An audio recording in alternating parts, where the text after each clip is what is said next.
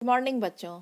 आज हम लोग अपनी हिंदी पुस्तक भाषांजलि कक्षा 3 की जो पुस्तक है उसका पाठ 2 पढ़ेंगे बच्चों, कंजूस। इसको मैंने आपको भाग 2 में आपको इसकी कहानी पढ़ा दी है। अब हम लोग इसमें प्रश्नोत्तरों को देखेंगे बच्चों। तो चलो, कहानी पढ़ चुके हो, अब प्रश्नों के उत्तर देखो और तुम भी जवाब दो और इसे अपनी कॉपी में भी लिखो। एक नारियल कितने का, किसने किससे कहा? तो श्यामू ने कहा था। किससे कहा था? दुकानदार से। आगे मिलेंगे किसने कहा था? दुकानदार ने। किससे कहा था? श्यामू से। वेरी गुड बच्चों।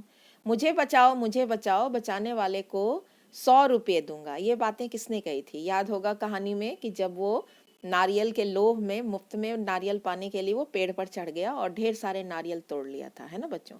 उतर नहीं पा रहा था तो वो चिल्ला रहा था कि मुझे बचाओ, बचाने वाले को मैं 100 रुपये दूंगा। तो किसने कहा था? श्यामू ने। किससे कहा था? वहां खड़े लोगों से।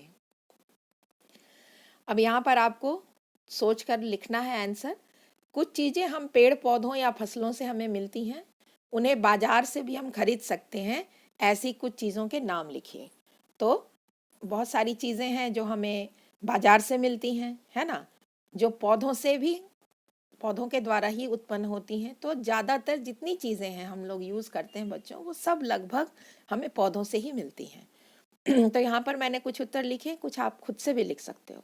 जैसे चावल, दाल, गेहूं, चना, मटर, आलू, प्याज इत्यादि, ये सभी हमें पौधों से मिलती हैं और ये हम बाजार से भी खरीदते हैं। अब आपको यहाँ पर कुछ अर्थ दिए गए हैं, है ना, इनके उल्टे अर्थ लिखने हैं, है ना। जैसे चढ़ना का उतरना, वहां का यहाँ, पास का दूर, दिन का रात, आगे का पीछे और लेना का देना।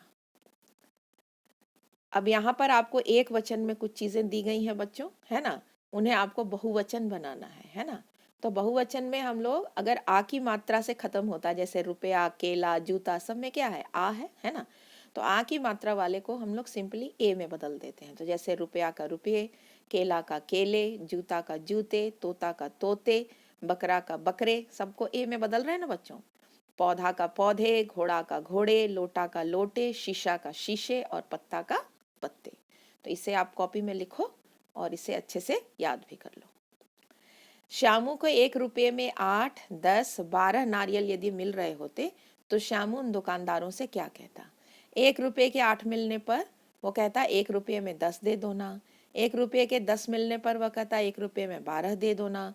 और 1 रुपये के 12 मिलने पर वह कहता 1 रुपये में 14 दे दो ना। यहाँ एक दुकानदार और एक बच्चे के बीच अधूरी बातचीत दी गई है। इस बातचीत को आप अपनी कल्पना से पूरा कीजिए। दुकानदार: क्या चाहिए? बच्चा: एक कलम चाहिए। दुकानदार: यह लो कलम। बच्चा क्या पूछता है? यह कलम कितने की? तो दुकानदार क्या उत्तर देगा? 5 रुपये की। तो इस तरीके से हम लोग प्रश्नों के उत्तर भी लिख सकते हैं बच्चों, है ना। तो सभी को आप अच्छे से कॉपी में लिखिए और इन्हें अच्छे से समझ समझ कर लिखिए, याद भी कर लीजिए। इन्हीं से आपकी परीक्षा में प्रश्न आएंगे, है ना। तो आपकी तैयारी भी हो जाएगी अच्छे से। ठीक है बच्चों, चलो फिर मिलते हैं, बाय।